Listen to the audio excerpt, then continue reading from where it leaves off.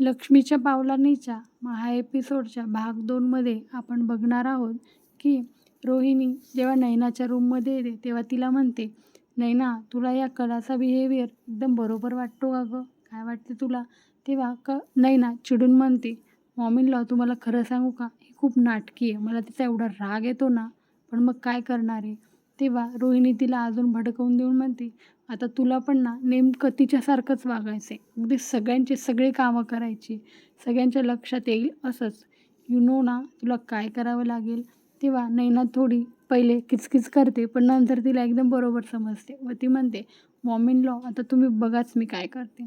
रोहिणी खुश होऊन बाहेर येतच असते की तिथेच तिला रोहन भेटतो व तिला विचारतो, मॉम दरवर्षी तू मला सांगतेस तू तुझ्या चिठ्ठीत काय लिहिलं आहे, यावर्षी नाही सांगितलंस, मला सांग बरं.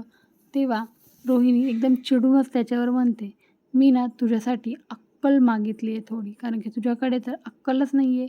एक माझी सून आहे, तिला मी एक शब्द सांगितला ना की ती बरोबर 2 करते आणि तुला एक सांगितलं तेवढं पण काम तू कंप्लीट करत नाही. मूर्त्या घरात आल्याच कशा? ते सगळं चालूच असतानाच तिथे कला येते व तिला विचारते, रोहिणी मॅडम काही प्रॉब्लेम आहे का? पण मग रोहिणी हसून एकदम टाळाटाळ करते व तिला म्हणते, मोदक खूप छान झालेत बरं का. आणि एवढे बोलून कला तिथून चालली जाते. इकडे खरेंच्या हाऊसमध्ये रॉकेट सगळं संगीता आणि दिनकरांना सांगतो की कसा आद्विकने त्यांना मदत केली व कसा तो रात्रभर तिकडे काम करत होता. ते सगळं ऐकून संगीताला खूपच आनंद होतो व ती अंबाबाईचे आभार मानते आणि म्हणते, अंबाबाई कलाचा संसार आता एकदम मार्गावर लागलेला आहे.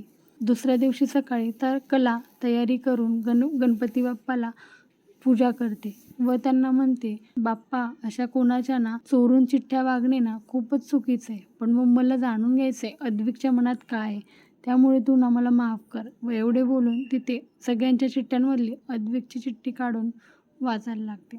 हॉलमध्ये सगळेच बसलेले असताना आबा खूप खुश असतात व ते म्हणतात, चला आता बाप्पाची तयारी करूया.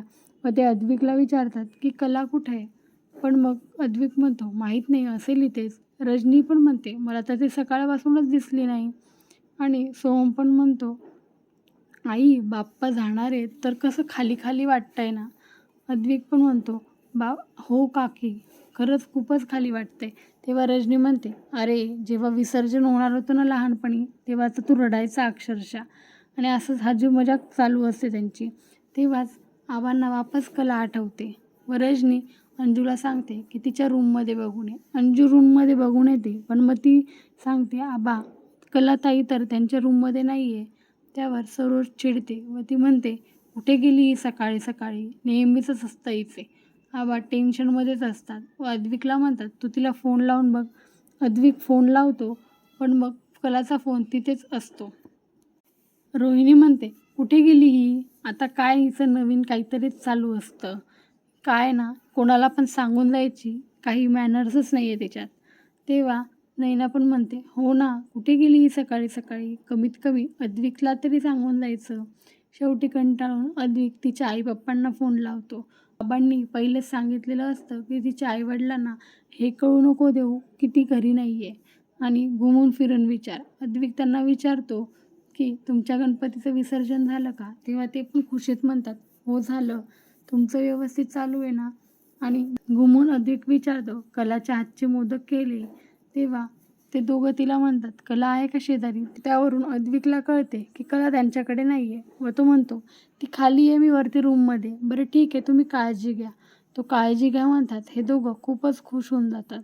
आबा खूप परेशान असतात की कला कुठेच नाही आहे. इकडे कला मंदिरात एकटीच रडत बसत असते.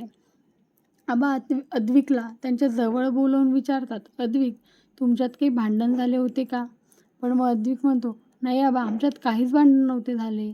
ते ऐकून सरोज खूप चिडते व म्हणते, आबा तुम्ही आता याचं पण खापर अद्विकवर नका फोडू. ती मुलगी ना आहेच तशी, तिला कशाचीच जिम्मेदारी नाही आहे. हे सगळं चालू असतानाच रोहिणी नैनाला एकदम इशाऱ्याने समजवते, आता आबांकडे लक्ष दे म्हणून.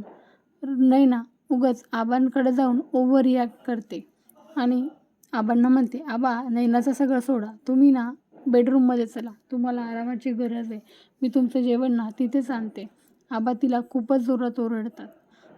नंतर रोहिणी म्हणते, आबा बघा किती काळजी आहे तिला तुमची. खरी सून अशीच असते, नाहीतर ती गेली एकदाची सोडून, कोणाला सांगून न सांगता. त्यावर नैना म्हणते, मॉम लॉ मला किती काळजी आहे आबांची, हे फक्त मलाच माहिती आहे. किती त्रास होतो त्यांना असं बघून. मग ती आबांना हट्ट करते, पण मग आबा खूप चिडतात व म्हणतात, मला कोणाचंच काय ऐकायचं नाही आहे, मला फक्त कला या घरात हवी आहे. हे सगळं ऐकून सगळे खूपच टेन्शनमध्ये येतात की आबांची तब्येत नाही बिघडली पाहिजे म्हणून. आजच्या भागात एवढेच. तर हा एपिसोड कसा वाटला तुम्हाला नक्की कळवा. कला का गेली असेल घर सोडून? अद्विकची चिठ्ठी वाचली असेल का तिने? आता काय निर्णय घेईल ती पुढे? हे सगळं कमेंट करून नक्की कळवा. आजचा भाग आवडला असेल चॅनलला लाईक, शेअर आणि सबस्क्राईब करायला विसरू नका. थँक्यू.